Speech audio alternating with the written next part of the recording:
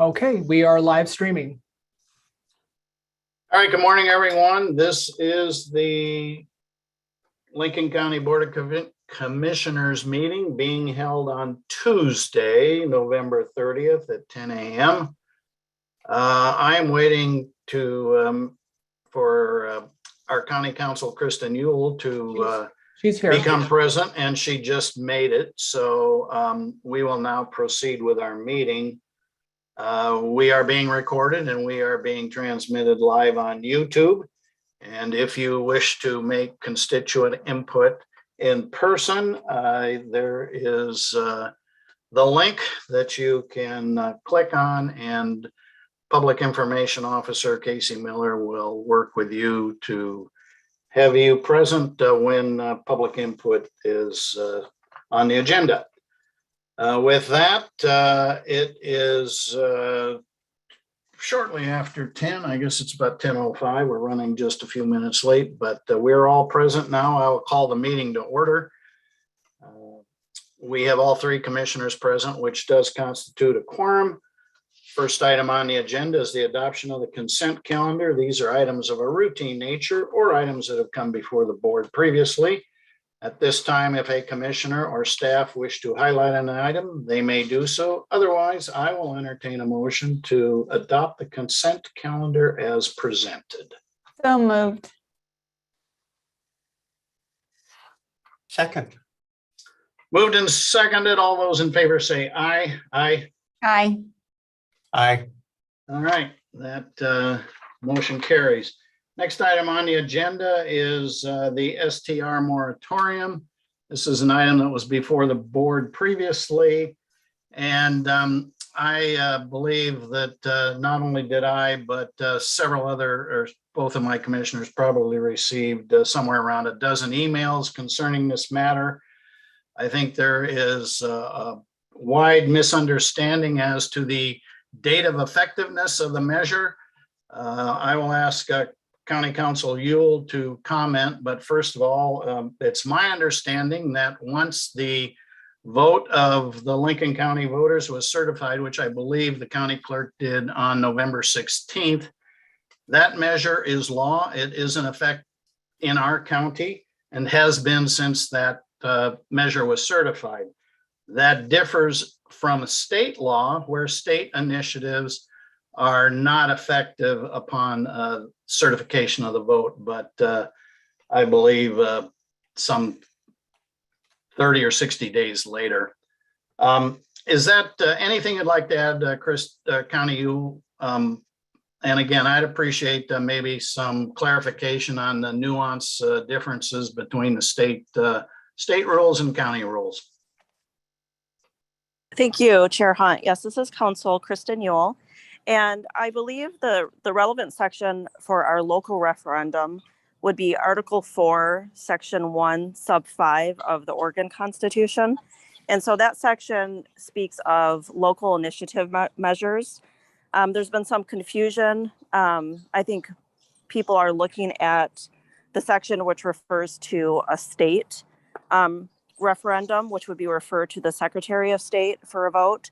That's not what this ballot measure was. This was filed locally with our clerk. If it was a state referendum, it would go into effect within 30 days after the vote took place. But in this case, since it was a local referendum, we look at different statutes. It's a different section under the Constitution. And our interpretation is that it went into effect once the vote passed and it was certified by the clerk, which was on November 19th. Okay. November 19th would be the date then that our county measure became effective and has been in effect since then. Any other comments or questions or thoughts from fellow commissioners? Mr. Chair. Yes, go ahead, Commissioner Hall.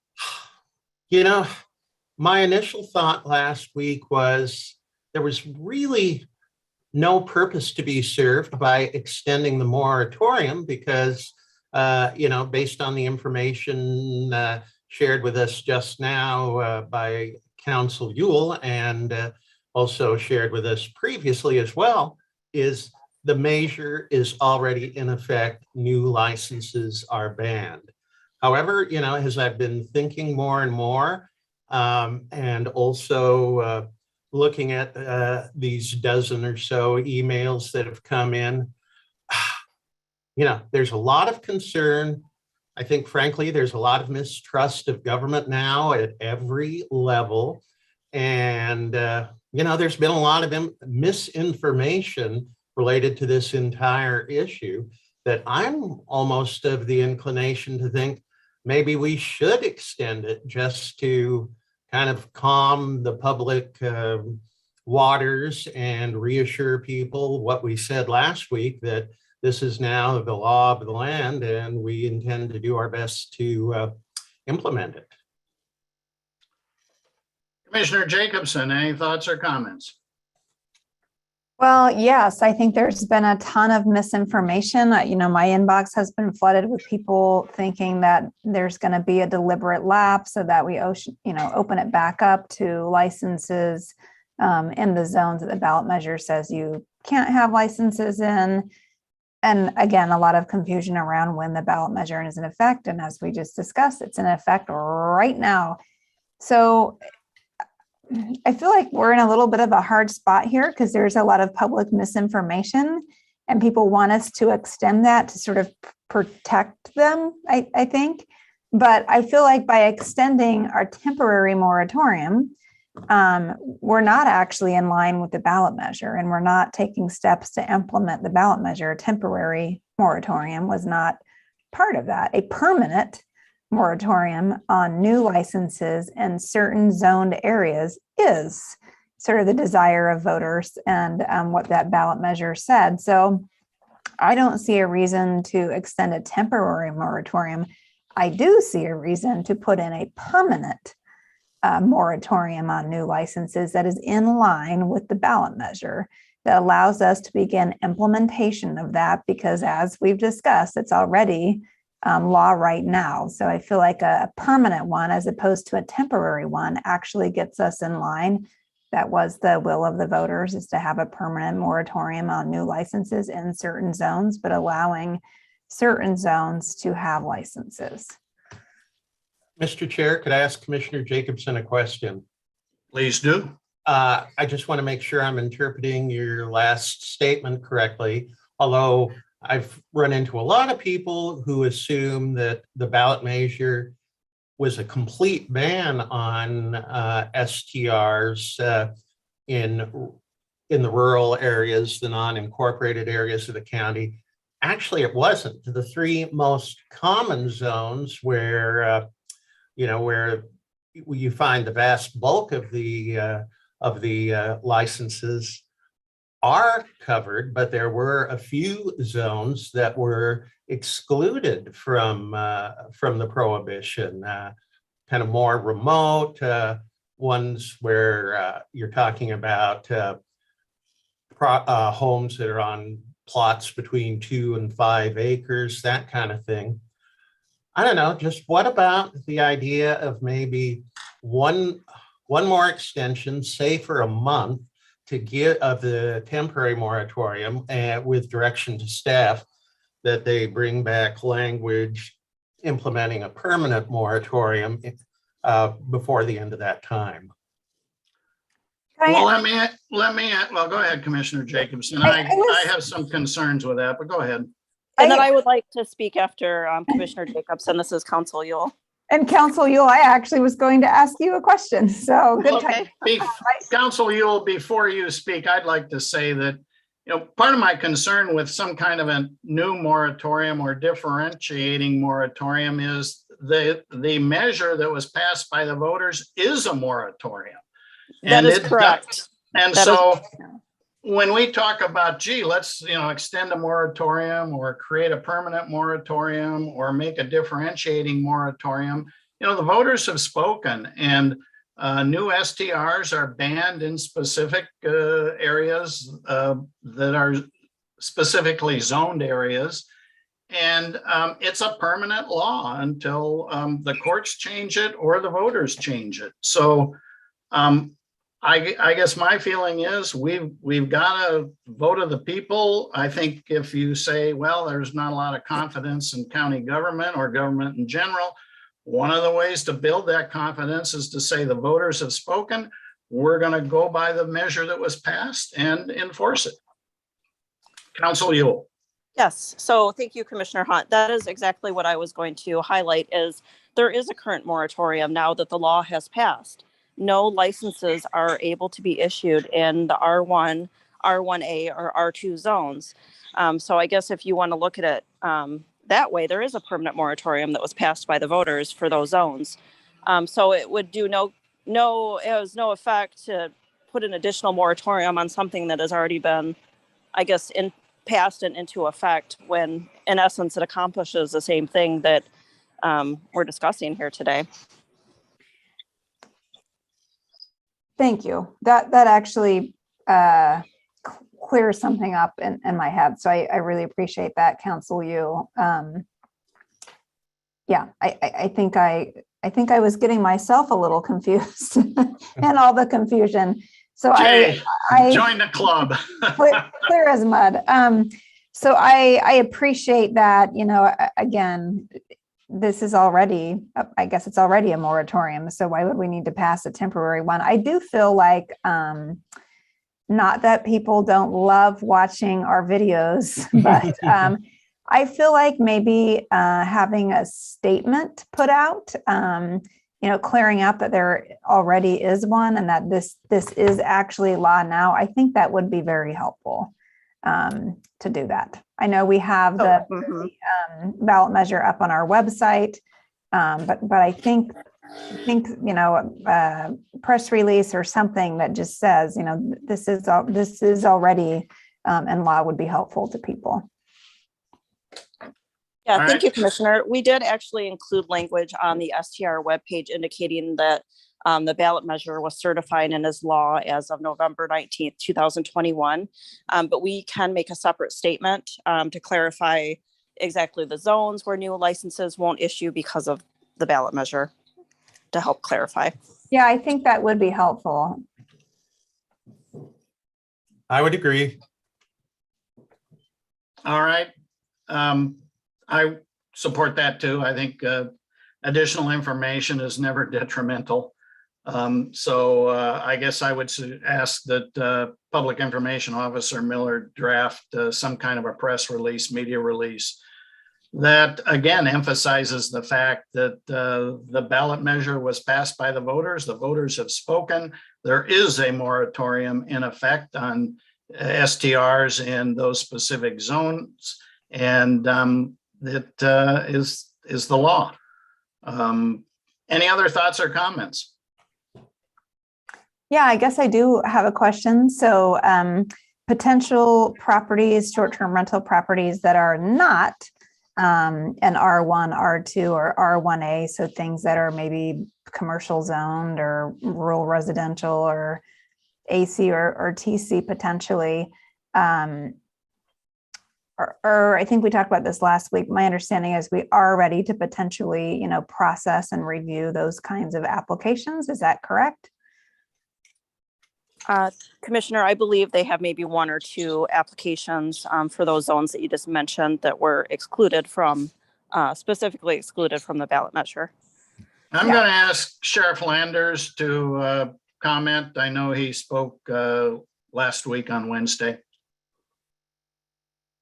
Yeah, if this is the direction we're going, which it sounds like, and we're ready to start accepting, or if we do have some on file, I don't think we actually have like a waiting list of those there, but we can definitely, and maybe something that in the public information that we send out, that we can let the public know that we're ready to start accepting those anytime. Okay, thank you. Any other thoughts or comments?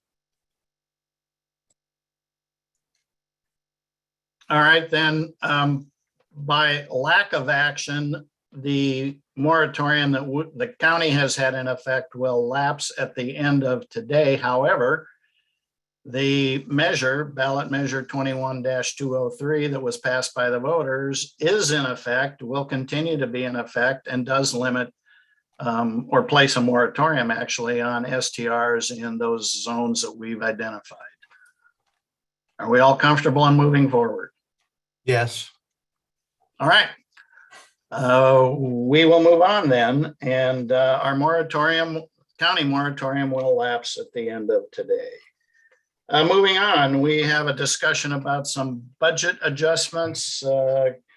Finance Director Christina Shearer is present, and correct me if I'm wrong, or at least, yes, she's here. Correct me if I'm wrong, Director, but this is probably the first of many budget adjustments that we'll be seeing.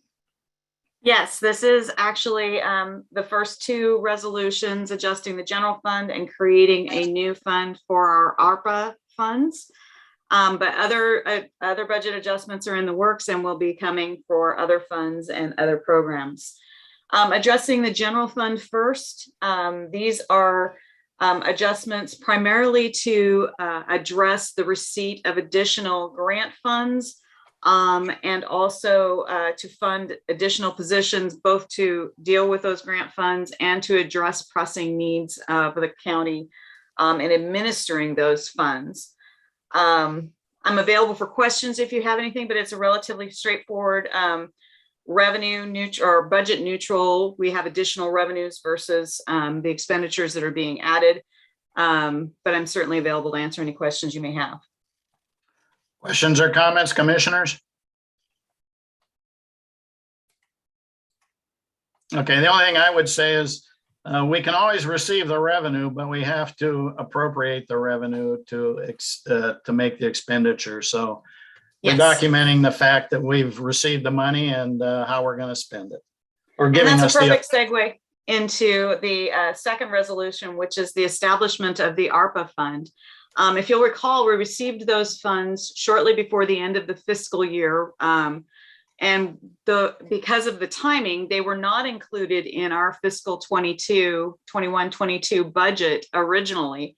And so these funds, the $4.8 million of our first tranche of ARPA money, we are establishing a new fund to track those funds.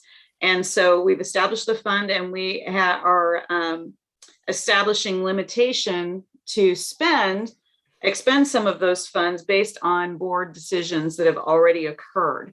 And so the three major areas for the expenditures are for the vaccine bonus program, the test kit purchases that we did, and also to fund the restoration of positions that were cut during COVID. If there are any questions, I can certainly answer those on this action as well. So do we need separate motions, or can we do this together? Well, they are two separate resolutions, so I'll defer to you on that. All right, if we have separate resolutions, I'll recommend we act individually. If there are no questions or comments from my fellow commissioners, I'll entertain a motion to approve the fiscal 21-22 budget adjustments for the general fund. So moved. Second. Moved and seconded. Any other discussion? All those in favor say aye. Aye. Aye. Aye. That motion carries. All right, moving on. I'll now entertain a motion to approve the creation of an ARPA fund, which I believe is the American Recovery Plan Act fund. I will make a motion that we pass a FY 21-2022 budget adjustment and creation of ARPA fund. I second the motion. Okay, so again, for clarity, we're creating the ARPA fund. It's been moved and seconded. Any other discussion? All those in favor say aye. Aye. Aye. I think I heard 3 ayes. Commissioner Aye. Jacobson. Oh, aye. I think we said it at the same time, Commissioner Hall. Okay, I'm just trying to avoid confusion. All right, that motion carries. Thank you. All right, we'll now move on to discussion and information. And the first one is the Echo Mountain Fire update. And I believe that this will be the beginning of monthly reports on the Echo Mountain Fire, unless there are significant changes or events that occur in the interim between those monthly reports. Otherwise, in the future, we'll get monthly reports at the end of each month, last meeting of each month. And with that, Commissioner Jacobson. Yeah, so just a few updates this week. One is my understanding is the Lincoln County Housing Authority is very close to selecting a contractor to build fixed income housing for survivors in North Lincoln County. We were able to receive disaster housing credits for that project, and the Housing Authority is taking the lead. So I believe they're very close to selecting a contractor for that. And my understanding is they would begin construction in early 2022 for that. So that's pretty exciting. They're also, not the Housing Authority, but OCHS is also looking at potential creation of a tiny home village in North Lincoln County, and are still looking for property. I think I put a little plug in last week, but I'll do the same for this week if anyone knows of property that might be a good fit for that in the north part of the county as well. Casey Miller and myself, along with several partners, attended 2 scoping meetings this week for technical assistance that the county asked for. We are receiving technical assistance both for some water planning related activities up in the Panther Creek area, as well as some housing help, and trying to work with partners and get those scopes of works kind of honed down so that the EPA can actually send that out for bid. So we are looking for water, looking at some technical assistance on kind of water related needs up in the Panther Creek, Otis area, and kind of from a disaster perspective, as well as things like increasing drought and what areas or what homes or properties might be best or easiest able to be tied into an existing system to provide better water security. Second thing we're looking at with technical assistance is housing, and there's not a ton of money, so it's not like we get technical assistance to build a development or something, but decided to kind of come up with some, have consultants come up with strategies for actually funding different income levels of housing, if that makes sense. So how you actually put together the deal so that that would be kind of a roadmap, not just for the county, but for other jurisdictions or even nonprofits in the community that could kind of take that roadmap and potentially execute on how to actually fund different types of housing projects. So that's the technical assistance we are going after. Casey, do you have anything to add? No, Katie, I don't really think, well, maybe just one thing, an observation, especially in the conversation around housing. I think seeing, a lot of smart people together who are informed on this subject, and seeing, how hard it is.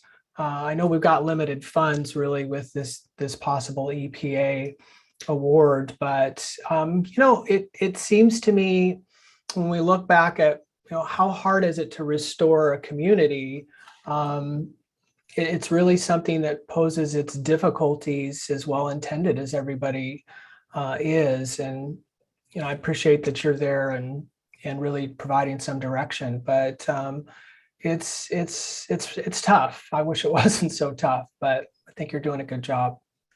Thanks, Casey. Yeah, well, on the housing subject, there's a comment Commissioner Hall makes a lot. I think maybe she stole it from someone else, if I remember, but there is no silver bullet on housing. It's silver buckshot. And I feel like it's the same way with trying to make a community whole again when it comes to housing afterwards. So, but I think going to monthly on our updates probably going to be fine for us. And I imagine, Katie, you can also plug in things that are happening during commissioner reports. So absolutely. Feels like a good rhythm.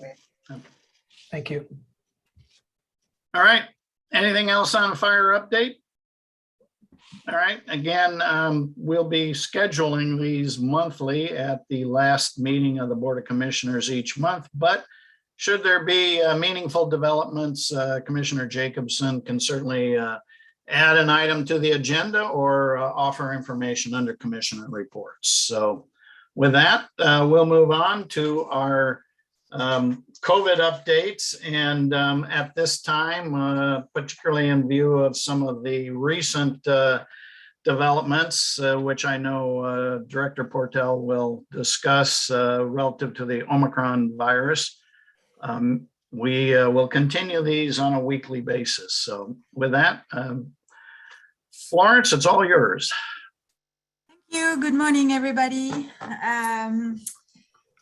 Okay, yeah, there are some news this week. So let's see. Here's what I would like to talk about when it comes to COVID cases. So both at the state and in Lincoln County, we've hit a plateau. So we have been decreasing for quite some time, and you'll see in the. Can you move to the next slide, Casey? Yeah, this one. This is really clear. So this is our epi curve per week from the beginning of July to this past week. So as you can see, we definitely got the surge, and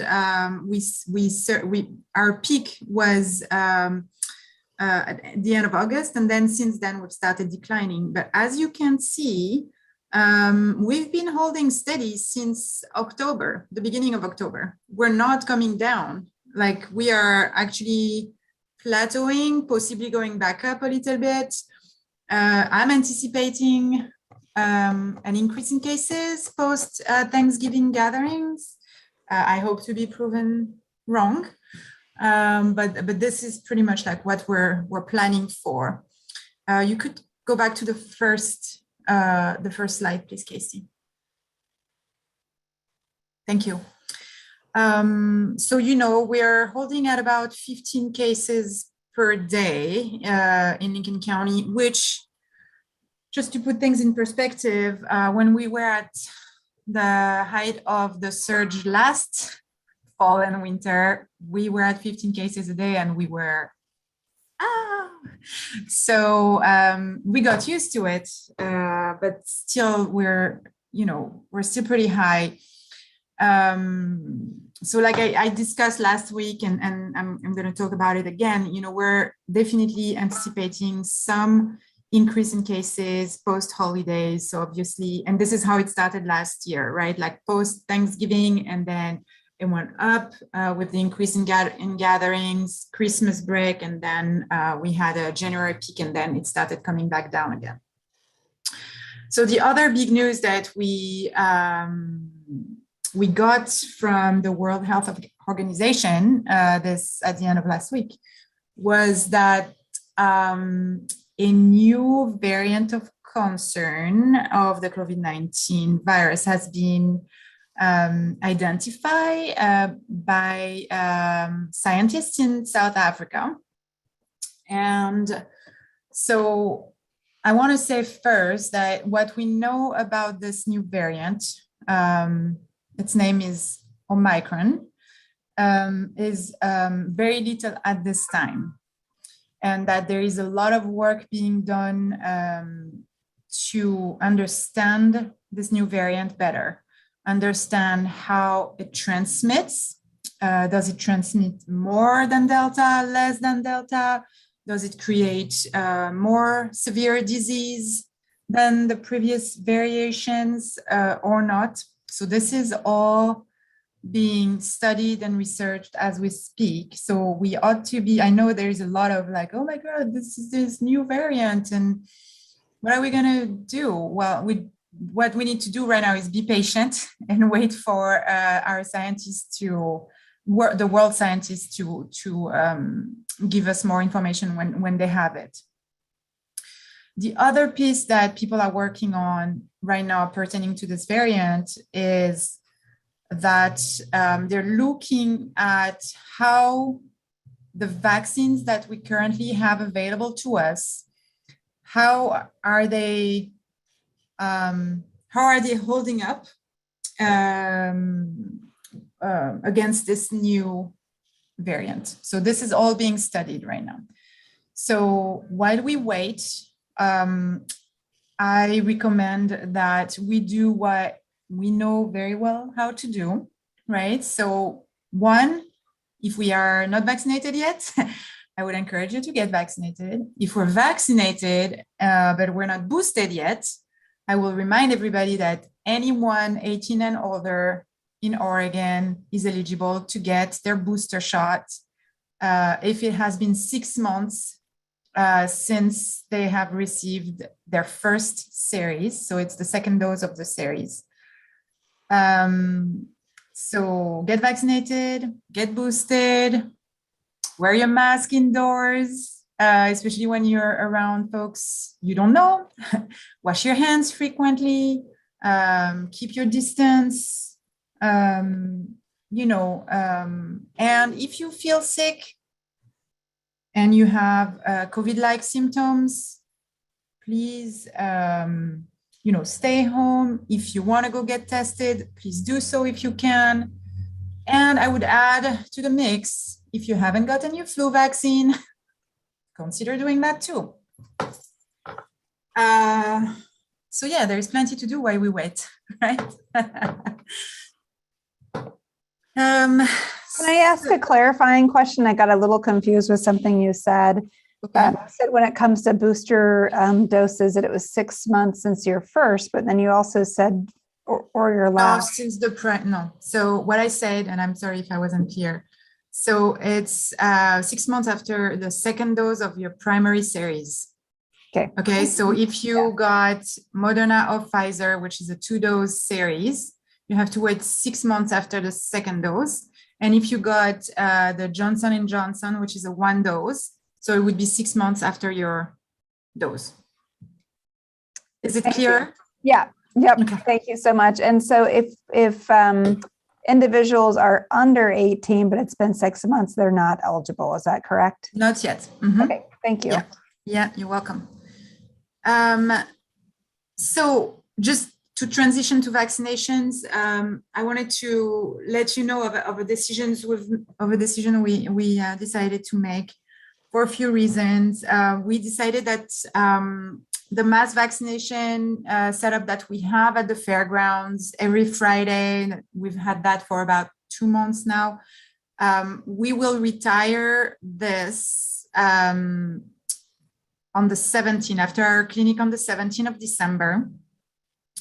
The reason for this is, we have a few different reasons. One, we haven't been seeing the numbers that we saw in the spring and winter this year. And even though we're still we're seeing about 150 and 200 individuals per week, we don't think it's enough for us to hold the fairgrounds, because we are pretty much we're set up and nobody else can use it. So we thought we're gonna give it until mid-December and then retire it. And then we're gonna go back to our outreach and mobile clinic delivery model.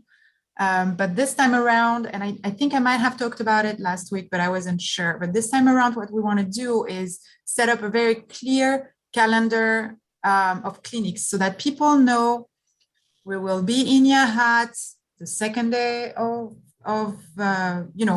the second day of the month, let's say, or we will be in Toledo on that day every month. We will be in Lincoln City on that day every month, et cetera, so that people, there is a little bit more, you can plan around those clinics. More than we have been very flexible with setting up those clinics and making sure that we were available to organizations or whoever wanted us to come to them, but now we want a little bit more predictability to this, and I think this model has worked extremely well. It's really helped us to break barriers to access and ensure that people, when they're ready to make the decision, can come to us and get vaccinated. We will be carrying all vaccines as usual. We will be carrying the pediatric vaccine as well. So So yeah, so we're going to start. I think I'm going to give the team a break a little bit from vaccinations from like the 18 to the end of the year. At that time, what we're doing with part of the team is that we're cross-training them to do some case investigations for COVID, and so that we're prepared in case we have a surge. And then they will go back at it starting in January. And obviously, once our calendar is solidified and confirmed with our partners, we will put it up on the website. All right. Lots of good information as usual. Questions or comments from fellow commissioners? Mr. Chair. Go ahead, Commissioner Hall. As always, appreciate the updates. I noticed that even with vaccine eligibility expanded to cover people ages 5 and up, Florence, you had told us you expected to see the overall percentage of the population vaccinated drop with this larger pool.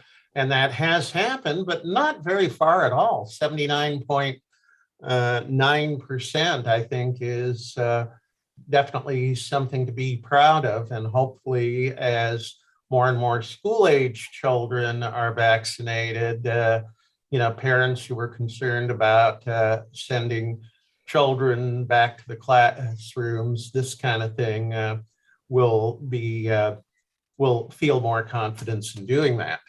So thanks.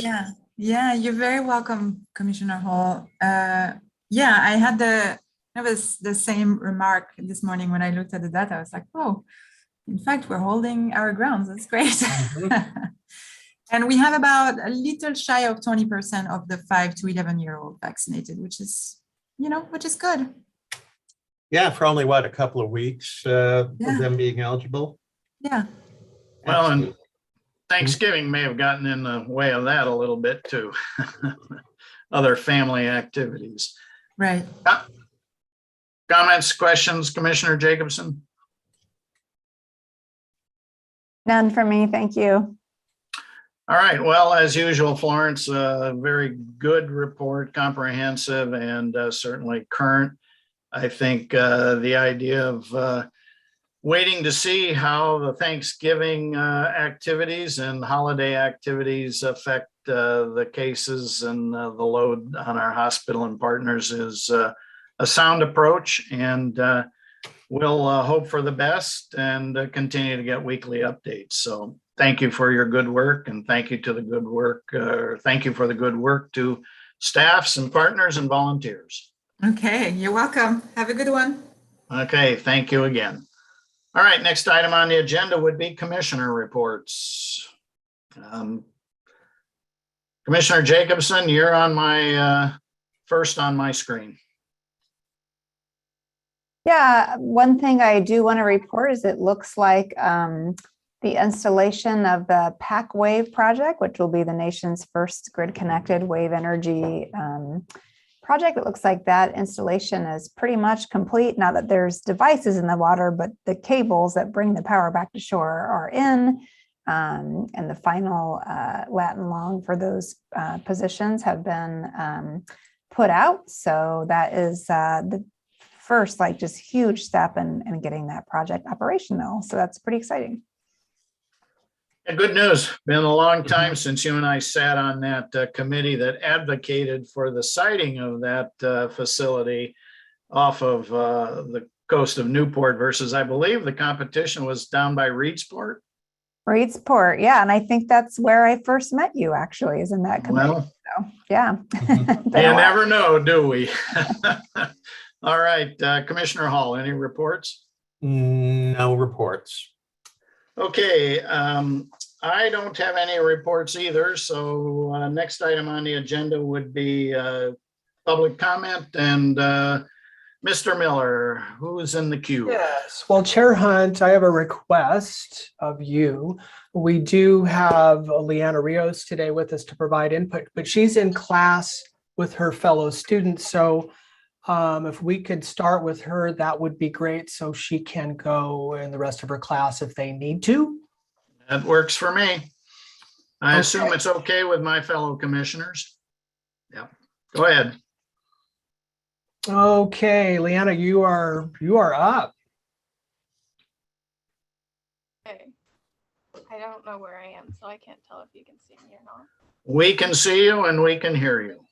Okay, can you see my board? Yes. Or behind me? Can you see the pictures on it? To be honest, vaguely. Vaguely. Okay, well, they are kind of small. Okay. So hi, my name is Leanna. I'm 14 and I'm in the 10th grade, and right now I'm coming to you from our leadership class. And I just had a request from you that I can't talk louder. Yeah, can you speak up, please, if possible? Can I just come closer? Yeah, just move closer to your computer. Okay. And I just had a request for all of you. So did you know that we use more than 14 million tons of styrofoam every year? And most of that ends up in our oceans, polluting them and making the aquatic life suffer.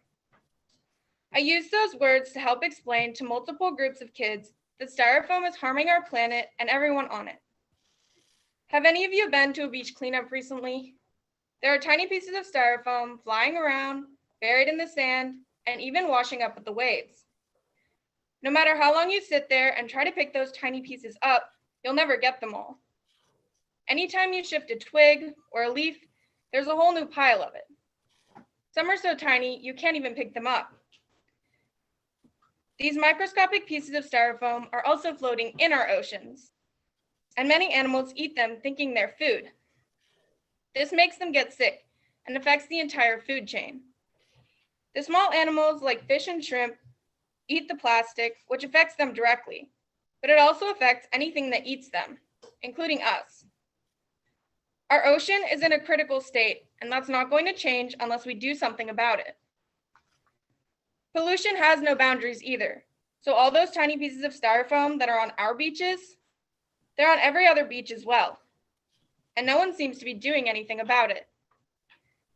As Greta Thunberg said in her speech at the Youth for Climate Summit, blah, blah, blah, meaning that people in government positions are saying that they're working really hard to help clean up our planet, but very few of them are actually doing it.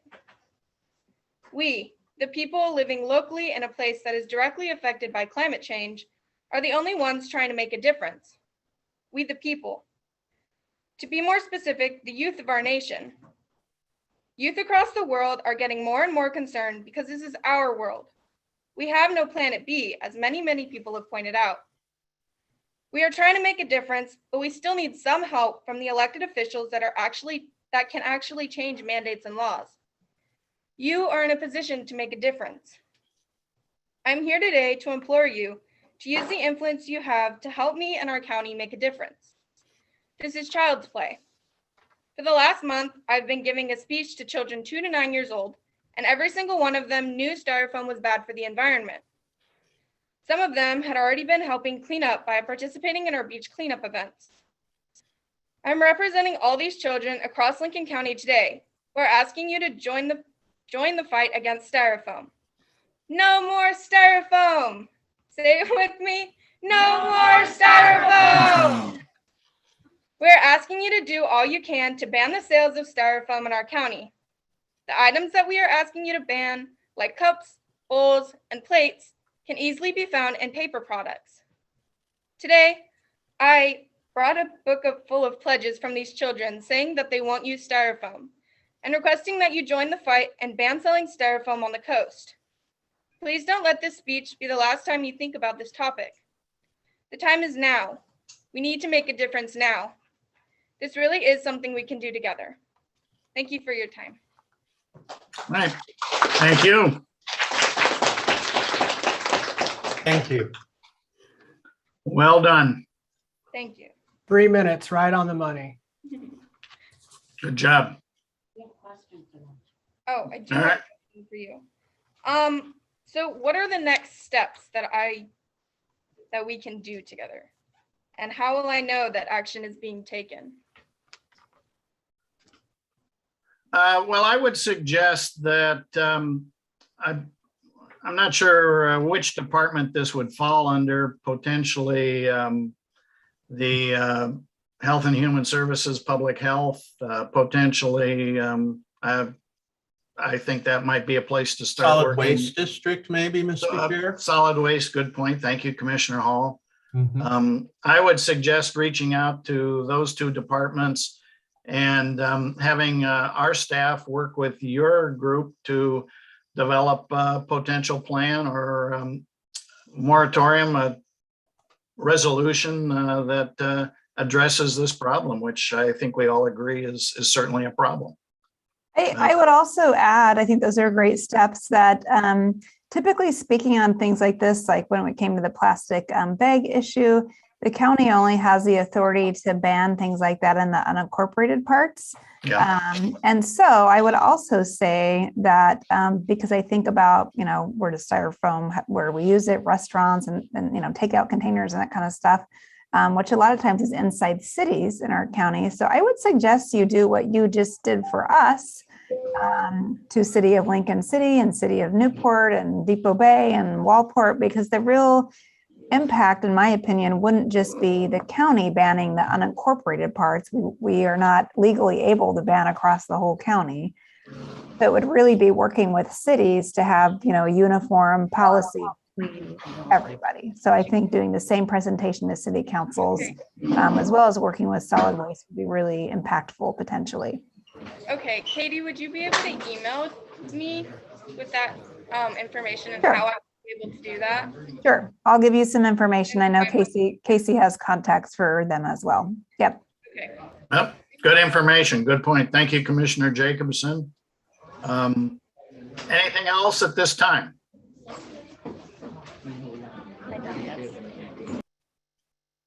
All right, well, I think we'll move on. Mr. Miller, other public comment. And I will say that I allowed as board chair some discretion there for that group of students who are doing a class project and certainly one of value. Thank you. Thank you, Chair. Okay, let's go through some other individuals. And it's customary for us to ask you to raise your hand. So if those that are in the attendee list can do that to indicate that you do actually want to provide input. After we're done, Chair, I suppose we can go to the online and show that. Maybe we could start with Monica, because I do in fact know she is here to provide input. So maybe we should go with her first. She indicated she's just back, so welcome and share your comments. Okay, thank you very much. I appreciate, and I'm sure everyone from 15 neighborhoods appreciates the clarification of County Council's interpretation this morning of the effect of the moratorium. And I would say that there would not really be a reason for this to be so confusing, and that in the future, perhaps a written memo to the Board of Commissioners that includes the legal citations and including the pros and cons that would emanate from their decision will be helpful not only to the commissioners, but to the public that are following controversial issues like this so closely. My question or concern is that do the sheriff and the county council or the planning department now have adequate staff to process new applications in areas that are either not covered by 221-203 or that are covered by 21203, but 21203, remember, did not recommend everything about implementation, just gave some directions about regulating licensing, and that 21203, well, and let me say then, the resolution that you enacted to that made the temporary suspension or the moratorium immediately effective required that the county council, quote, undertake a comprehensive review of licensing standards, program operations, enforcement actions, and this is important, full implementation of new provisions of a licensing program for short-term rentals. And I would like the commissioners and the public to consider whether the county council and the other county offices have in fact complied with the full implementation of new provisions so that there won't be confusion about occupancy limits to 2 per bedroom. For instance, when will that go into effect? And now, license transferability upon sale, or the prohibition of owning 1 or more licensed vacation rentals, or the septic requirements. So that was another reason. I just thought it was more pragmatic to extend the moratorium because the moratorium's goals have not been accomplished until they are accomplished. Thank you very much. All right, thank you. Other public comment? I guess I will say that I think, as is the case with any law or ordinance, we expect all of our county employees to enforce and abide by those laws, and this is certainly no different. Mr. Miller? Yeah, Jamie, Michelle, let's just take them in order. I don't see raised hands. So Jamie, did you want to make a comment? Julia or Linda? Yes, she does. Okay, so Jamie, you should be unmuted. Good morning. Welcome. Good morning, commissioners. I hope Council Yule is still on the call. I agree with Ms. Kirk. What I asked last week is for clear implementation process from the county as to how the new program rolls out. I was referred back to the language in the ballot measure being the law of the land, but what we are all asking you for at the county is for direction as to implementation of the program. Additionally, my question for Councilor Yule is the ordinance number 523. I understand that that is not the law of the land until it goes into effect after it's run through its 90-day period. But that is going to change some of the fine details of how the ordinance and the ballot measure marry together. And so we are all sides asking for clear direction from the county as to how we're going to move forward on all of this. There's concern that bits and pieces are being directed out on the street and coming out of the sheriff's department pertaining to existing licenses. And I think there's an awful lot going on and an awful lot of loose ends. And so we're respectfully requesting clear implementation for all from you. Thank you. All right, Council Hill, do you have any quick response? No, not, we have been given direction when individuals call and they have questions. We can't provide legal advice to individuals if they have, legal issues. We've been getting a lot of those questions and our response has been, please speak to your own legal counsel. If, we've been answering questions and it's not going to be easy to wade through this for county departments as well as the public. There are certain provisions of the ballot measure that are, for lack of better words, poorly constructed. So we have been trying to wade through those and give individuals direction on how to proceed. So I guess if Ms. Michelle has specific questions, she can contact me or Ms. Combs, and we can try to answer those as best as we can.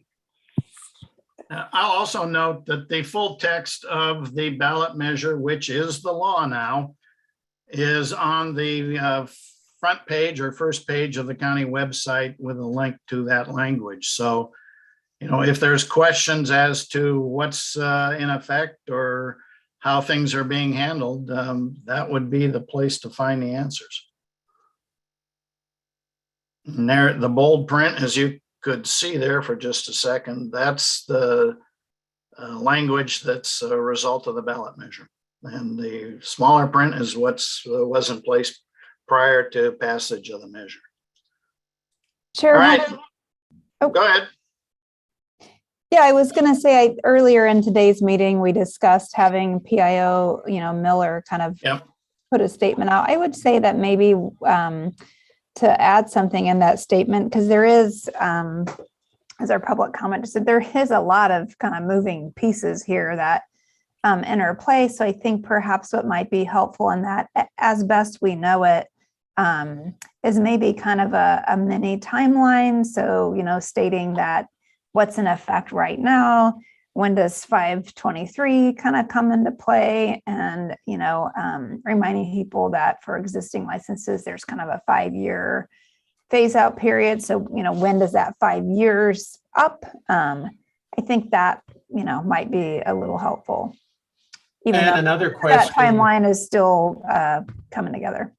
I'm sorry, I didn't mean to step on you, Commissioner Jacobson. Okay. Another question that I've heard has been coming in more than once for people who do hold multiple licenses. How is it determined which license continues and which licenses they need to surrender? Okay, so could I just, this is Council Kristen Ewell. So we have had those questions, and I would ask them to contact Lisa Combs. She's been answering those for individuals. The ballot measure indicates that you can have one license. So obviously that's up to the individual, what property they want to license. We don't have any, say in that. So essentially their choice. Exactly, Commissioner. Yeah. Okay. Good information. And certainly I think we want, go ahead, Chair Hunt, Council, you go ahead. just to point out that we have, been inundated, our sheriff's office, especially with questions on the licensing. And it is a case-by-case basis. There is no one size fits all. But I really would encourage listeners and people who have questions to go to the STR page that Mr. Miller has up. It's very helpful. There's a hardship application. It explains more about kind of the nuances with zoning. So any zoning questions are going to go to our planning department, and licenses are going to go to the sheriff's office. So it is going to be a case-by-case basis. There is specific questions based on someone's property, but I really do think that STR information page will answer some of those. And we can probably add some of those points that you just made, Council, to the media release that Mr. Miller will be working on. So try to get as much information out there in what is admittedly a complex situation. Chair, it looks like Jamie Michelle raised her hand again. Do you want to bounce back there or move on? Well, normally I would say your 3 minutes are up, but under the circumstances, let's go back to Miss Michelle. Okay, Thank you, Commissioner Hunt.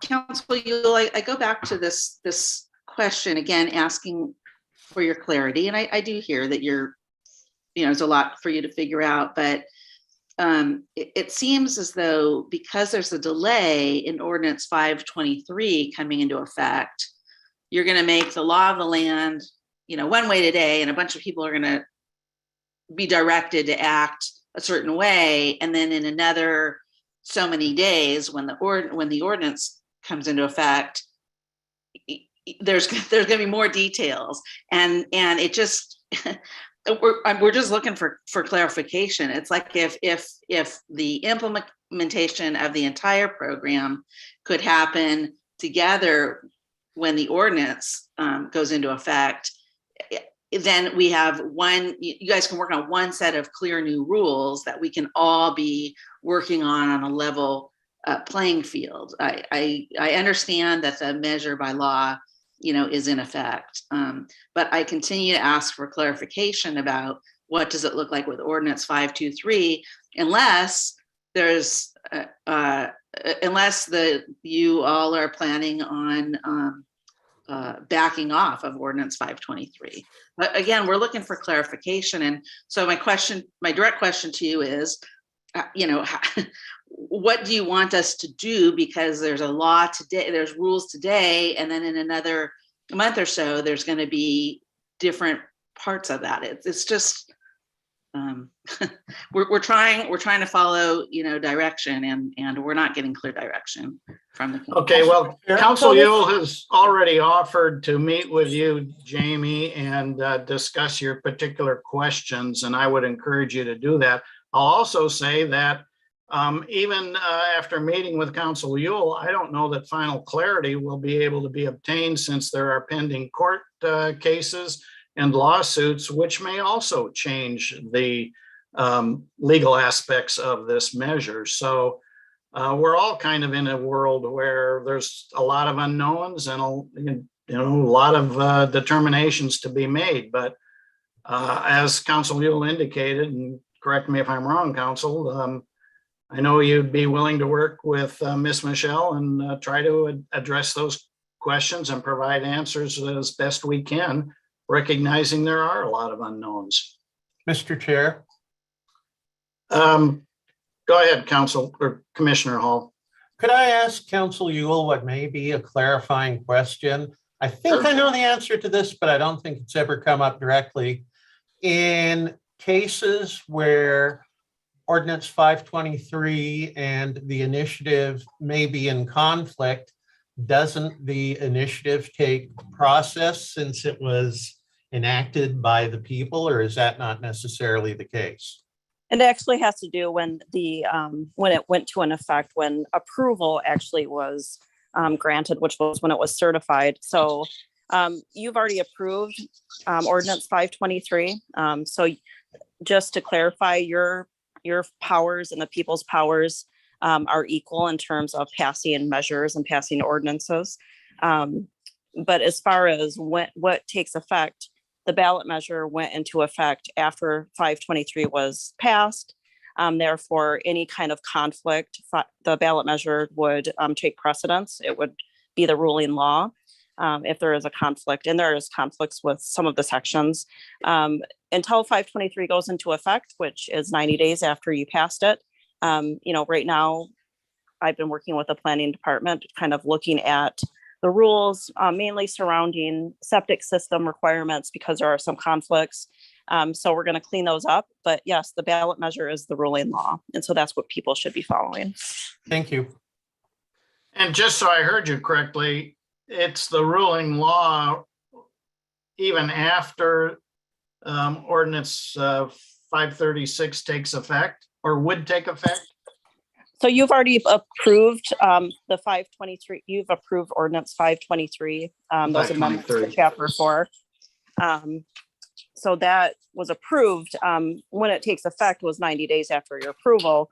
But however, the ballot measure was voted on and went into effect on November 19th. So any kind of conflict, the ballot measure was later in time, if that makes sense. So the ballot measure takes precedence over Ordinance 523. It does in this case, yes. And will into the future, after the supposed effective date of 523. Correct, unless amendments are made. And we will have to recommend some amendments based on conflicts. Okay. All right. So hopefully that provides some clarity. And again, I would encourage Ms. Michelle to work directly with county council or other departments that may be appropriate to try to clarify those specific questions that will be, I think, relative to individual properties. It is a complex situation. Anything else, Mr. Miller? Chair, let's go to one last ask again to Julia, Linda, or Rebecca. Do you like to make comment at this time? If so, please raise your hand so we know. Some people are just listening to the discussion. I think those are individuals that also sent emails to at least me. I believe other commissioners probably got them also. Yeah, Chair, it looks like they're just tuning in. So we do have input received here on this meeting's page. You can see it as combined input.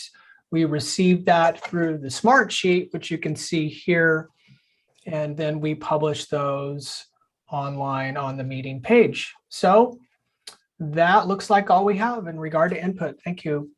All right, and Mr. Miller, I will ask you to review the recording of this meeting in an effort to identify some of the particular areas of confusion and provide clarity on those situations as best as possible in the media release that you'll be preparing. Yeah, we'll work on that and can create some outreach. No, trying to do the best to provide clarity. Yeah. All right. Anything else to come before the board at this time?